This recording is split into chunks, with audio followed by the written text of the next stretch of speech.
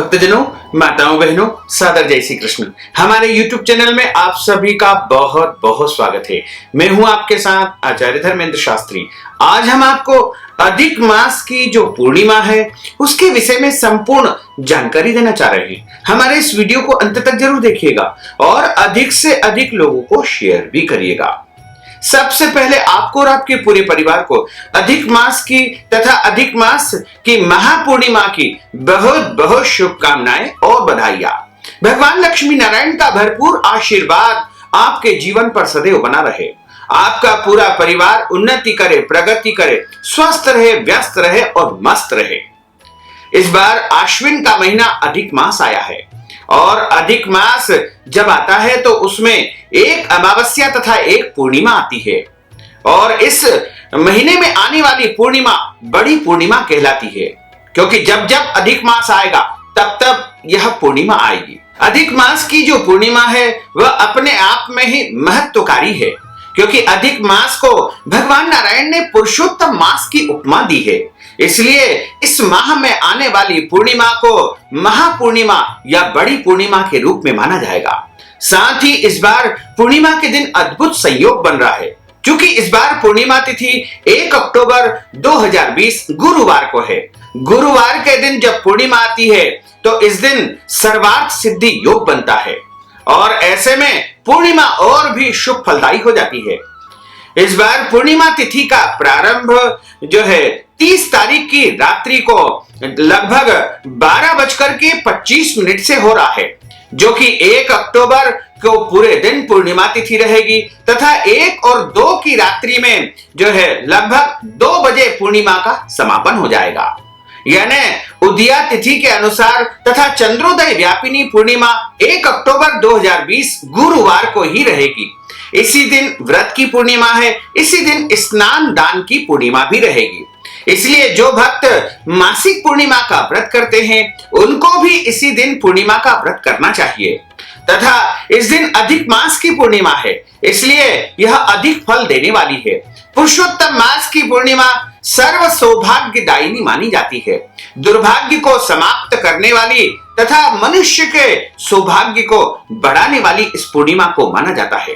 पूर्णिमा तिथि एक ऐसी तिथि है जिस दिन भगवान लक्ष्मी नारायण पृथ्वी पर आते हैं और भक्तों को मनचाहा फल प्रदान करते हैं। तो यदि आप भगवान लक्ष्मी नारायण की भरपूर कृपा को प्राप्त करना चाहते हैं तो आपको पूर्णिमा के दिन यानी 1 अक्टूबर 2020 गुरुवार के दिन सुबह जल्दी उठना चाहिए। और धर्म ग्रंथों तथा पुराणों में ऐसा लिखा हुआ है कि पूर्णिमा के दिन यदि कोई मनुष्य तारों की छांव में यानी जब तारे दिखाई देते हैं उस समय स्नान कर लेता है तो उसको महान पुण्य फल की प्राप्ति होती है तथा उसके जन्म जन्मांतर के पाप दोष नष्ट हो जाते हैं।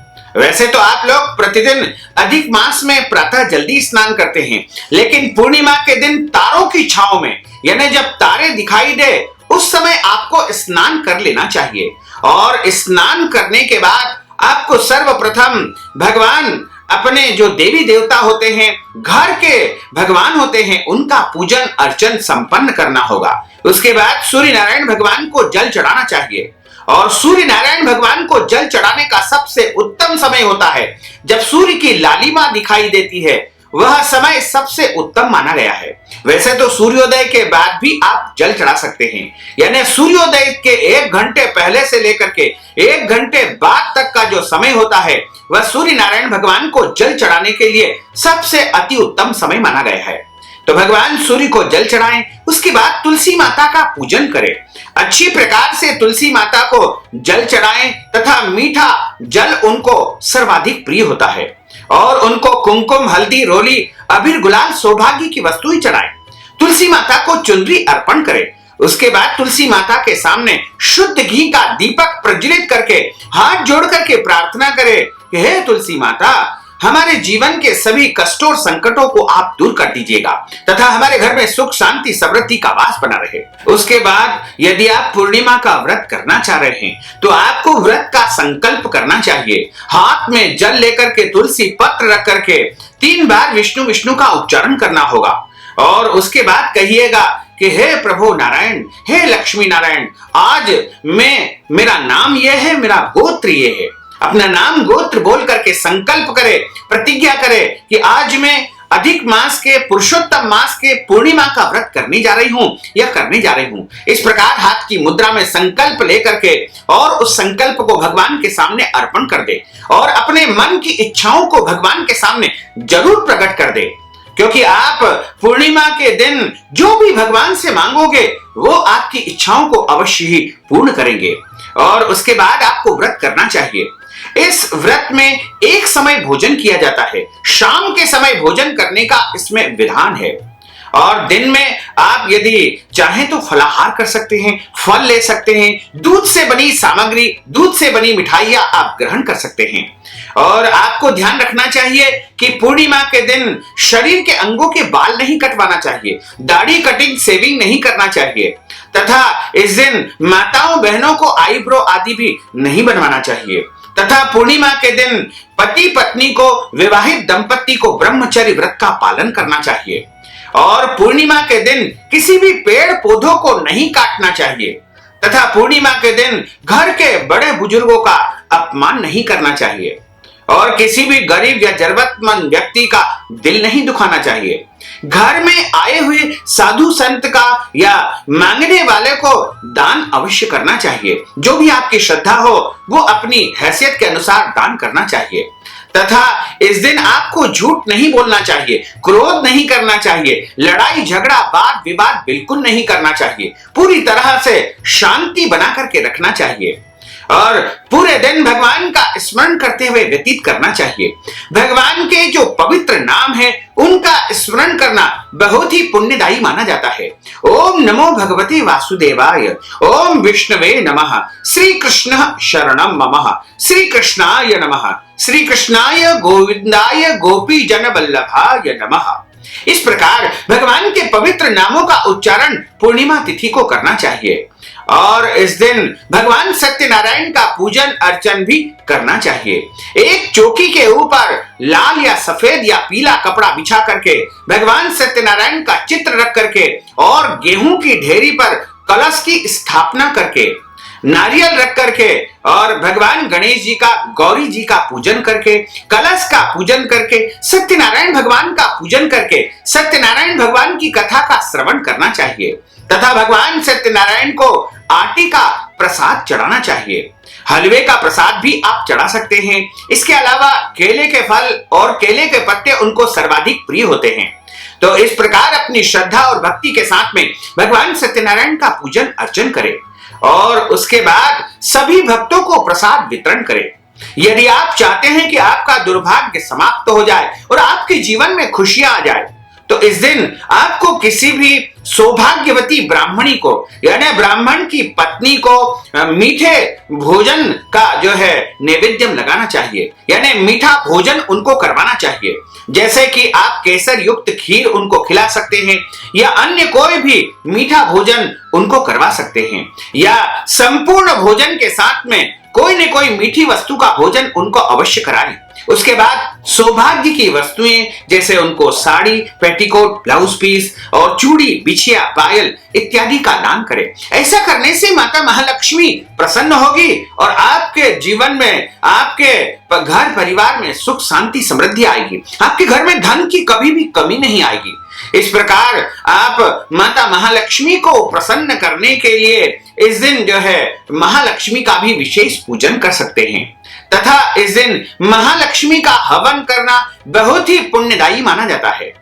ऐसा माना गया है कि यदि आप कमल गट्टे और गाय के घी से इस दिन महालक्ष्मी का बीज मंत्र ओम महालक्ष्मी नमः या फिर ओम श्रीम ह्रीम श्रीम कमले कमलालय प्रसीद प्रसीद ओम श्रीम ह्रीम श्रीम ओम महालक्ष्मी नमः इस महामंत्र से 108 आहुति प्रदान करेंगे तो आपके घर में दसों दिशाओं से अष्ट लक्ष्मी का आगमन होगा और माता महालक्ष्मी आपके घर में स्थायी रूप से निवास करेगी।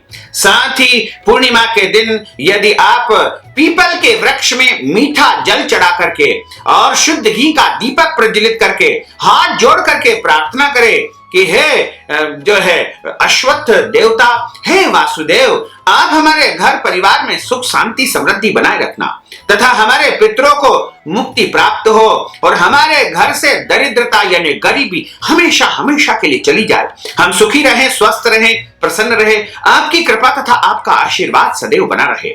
इस प्रकार आप भगवान वासुदेव पीपल से प्रार्थना करें। यदि पति पत्नी के बीच में बहुत ज्यादा मन मुटाव होता है, लड़ाई झगड़ा होता है, वाद विवाद होता है, तो पूर्णिमा के दिन, अधिक मास की पूर्णिमा के दिन जब चंद्रोदय हो जाए, चंद्रोदय का समय 1 अक्टूबर 2020 गुरुवार को शाम को 6 बजे चंद्रोदय होगा और चंद्रोदय होने के पश्चात आपको एक लोटे में दूध, जल और शक्कर मिला करके और पति पत्नी एक साथ मिलकर के चंद्रमा को अर्घ्य प्रदान करेंगे तो पति पत्नी में प्रेम बढ़ेगा तथा उनके बीच होने वाला मन मुटाव समाप्त हो जाएगा।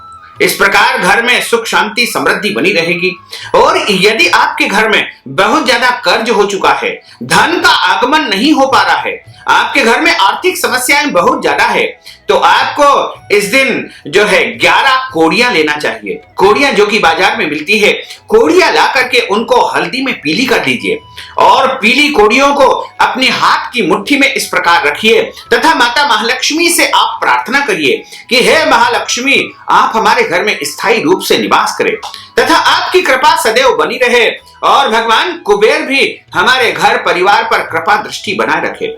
माता महालक्ष्मी से प्रार्थना करने के बाद इन 11 कोड़ियों को आप माता महालक्ष्मी के सामने अर्पण कर दे। उसके बाद हाथ जोड़ लेवे और उसके बाद उन कोड़ियों को वहां से उठा करके लाल कपड़े में बांध करके अपनी तिजोरी में अपने धन रखने के स्थान पर आपको रख देना चाहिए। ऐसा करने से आप कर्ज से मुक्त हो जाएंगे, आर्थिक समस्याएं आपकी समाप्त हो जाएगी, आपकी आमदनी में वृद्धि होगी और आपको चारों तरफ से जो है धन का आगमन होने लगेगा। और यदि आप चाहते हैं कि आपके घर में सुख बना रहे, शांति बनी रहे, समृद्धि बनी रहे, तो आपको अधिक मास की पूर्णिमा के दिन सफेद कपड़े में चावल रख करके, नारियल रख करके और सफेद पुष्प रख करके भगवान शिव जी के मंदिर में जाकर के उनकी जलाधारी के ऊपर चढ़ा देना चाहिए। यदि आप नहीं चढ़ा सकते हैं तो अपने घर में भी आप इसको अर्पण कर सकते हैं। बाद में इस वस्तु को आप ब्राह्मण को प्रदान करें, दान करें। इसके अलावा इस पूर्णिमा के दिन आपको भगवान लक्ष्मी नारायण का रात्रि के समय भी विशेष पूजन अर्चन करना चाहिए तथा दीप दान भी करना चाहिए, क्योंकि अधिक मास की पूर्णिमा है। इस दिन आप दीप दान करेंगे तो उसका अनंत गुना फल आपको प्राप्त होगा और आपके घर में प्रकाश आएगा, आपके घर का अंधेरा यानी आपके घर का दुर्भाग्य समाप्त हो जाएगा। तो आपको अपने घर में या फिर मंदिर में जाकर के 5 दीपक, 7 दीपक, 11 दीपक तैयार करके शुद्ध घी के दीपक प्रज्वलित करके उनका पूजन करना है।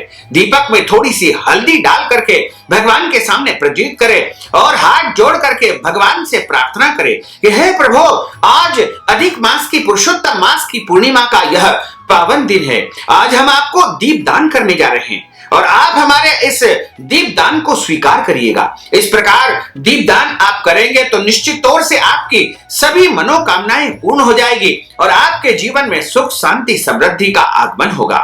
इसी के साथ यदि आप इस पूर्णिमा के दिन गाय को गुड़ और तिल दोनों मिला करके खिलाते हैं तो निश्चित तौर से आपके ऊपर सभी ग्रहों की कृपा बनी रहेगी और भगवान लक्ष्मी नारायण का भरपूर आशीर्वाद आपको प्राप्त होगा और गौ माता आपके जीवन में वैभव देगी, सुख प्रदान करेगी, समृद्धि प्रदान करेगी और आपके घर के परिवार के सारे संकट और कष्ट समाप्त हो जाएंगे। यदि आपके घर में कोई व्यक्ति बहुत दिनों से बीमार है, स्वस्थ नहीं हो पा रहा है, तो आपको पूर्णिमा के दिन शाम के समय यानी सूर्यास्त के बाद में काले कपड़े में एक नारियल बांध करके रोगी व्यक्ति के सिर से पैर तक 21 बार उतारना है और उस उतारे हुए नारियल को घर में न रख करके तुरंत ही जल में प्रवाहित कर देना है। कोई भी जल में, या तो आप नाले में डाल सकते हैं, तालाब में डाल सकते हैं, कुएं में डाल सकते हैं, बावड़ी में डाल सकते हैं या समुद्र में डाल सकते हैं या किसी भी नदी में भी आप उसको डाल सकते हैं। यदि नदी, तालाब या जलाशय आपको मिल नहीं पाए तो आप किसी भी एकांत स्थान में जाकर के पेड़ के नीचे गड्ढा खोद करके उसको गाड़ दीजिएगा। ऐसा करने से रोगी व्यक्ति शीघ्र ही स्वस्थ हो जाएगा और उसको लंबी आयु प्राप्त हो सकेगी। यदि आप चाहते हैं कि आपके घर में संतान की उन्नति हो और संतान की प्राप्ति हो, तो आपको अधिक मास की पुरुषोत्तम मास की पूर्णिमा के दिन माखन मिश्री मिला करके भगवान गोपाल कृष्ण को तुलसी पत्र डाल करके भोग लगाना चाहिए। इस दिन आप तुलसी पत्र तोड़ भी सकते हैं और तुलसी जी को स्पर्श भी कर सकते हैं। तो तुलसी जी डाल करके यदि माखन मिश्री का भोग आप गोपाल कृष्ण को लगाएंगे तो आपके यहाँ संतान की प्राप्ति होगी तथा आपकी संतान की उन्नति और प्रगति होगी। यदि आपका विवाह नहीं हो पा रहा है और अविवाहित जो वर कन्या है बहुत दिनों से परेशान है, उत्तम वर या वधु की प्राप्ति नहीं हो पा रही है, तो इस पूर्णिमा के दिन उनको जो है हल्दी मिले जल से स्नान करना चाहिए, यानी पीले रंग के जल से स्नान करना चाहिए तथा पीले कपड़े उनको धारण करना चाहिए। और इस दिन पीले कपड़े में चावल और गुड़ रख करके किसी भी ब्राह्मण को दान करना चाहिए। और इस दिन ध्यान रखें कि पीला भोजन के रूप में कुछ न कुछ ग्रहण अवश्य करें। और व्रत करना बहुत आवश्यक नहीं है, लेकिन पीला भोजन करना आवश्यक है। एक वस्तु कोई भी पीली यदि आप ले लेंगे या फिर एक वस्त्र भी आप पीला वस्त्र धारण कर लेंगे तो निश्चय ही आपके विवाह का योग बन जाएगा। इस उपाय को अविवाहित वर कन्या यानी लड़के लड़की दोनों ही कर सकते हैं। यदि आपके कार्य में बहुत बाधाएं उत्पन्न हो रही है, आपका कोई भी काम अटका हुआ है, रुका हुआ है, यानी आपके जीवन की इच्छाएं पूर्ण नहीं हो पा रही है, तो आपको अधिक मास के पुरुषोत्तम मास के पूर्णिमा तिथि के दिन भगवान लक्ष्मी नारायण के सामने बैठ करके और उनसे प्रार्थना करनी है तथा उनको पीले रंग का चंदन चढ़ाना है, पीला पुष्प चढ़ाना है, पीला फल चढ़ाना है और इसके अलावा अन्य जो भी पीले रंग की वस्तुएं हैं आप उनको अर्पण करें। और जो वस्तु आपने चढ़ाई है उसको ब्राह्मण को दान करना चाहिए। इस प्रकार यदि आप पूर्णिमा के दिन इन उपायों को करेंगे तो निश्चित तौर से आपके जीवन की समस्त कामनाएं, समस्त इच्छाएं पूर्ण हो जाएगी। साथ ही पूर्णिमा के दिन अपने पितरों की प्रसन्नता के लिए, अपने घर के देवी देवताओं के कुल देवताओं की प्रसन्नता के लिए ब्राह्मण को अन्न दान करना चाहिए, वस्त्र दान करना चाहिए, गौ दान करना चाहिए, फल दान करना चाहिए, अन्न दान करना चाहिए। यदि ये सब आप ब्राह्मण को दे देते हैं तो आपके पितर आपसे बहुत खुश होंगे और आपको भरपूर आशीर्वाद प्रदान करेंगे तथा आपके जीवन की समस्त मनोकामनाएं पूर्ण हो जाएगी। यदि आप ये वस्तुएं दान नहीं कर सकते हैं तो किसी भी ब्राह्मण को इसके निमित्त नगद राशि प्रदान कर सकते हैं। जैसे गोदान करने में हम यदि समर्थ नहीं है तो गोदान के निमित्त ब्राह्मण को नगद राशि दे सकते हैं, अन्नदान के निमित्त ब्राह्मण को नगद राशि दे सकते हैं और भोजन दान के निमित्त ब्राह्मण को नगद राशि दे सकते हैं, वस्त्र दान के निमित्त ब्राह्मण को नगद राशि दे सकते हैं। इसके अलावा आप जो है भूमि दान के निमित्त, स्वर्ण दान के निमित्त, मालपुए दान के निमित्त या दीप दान के निमित्त या जो भी वस्तुएं आप भगवान को अर्पण करना चाहते हैं उन सब के निमित्त ब्राह्मण को नगद राशि यदि आप प्रदान करेंगे तो भी आपको संपूर्ण फल प्राप्त हो पाएगा।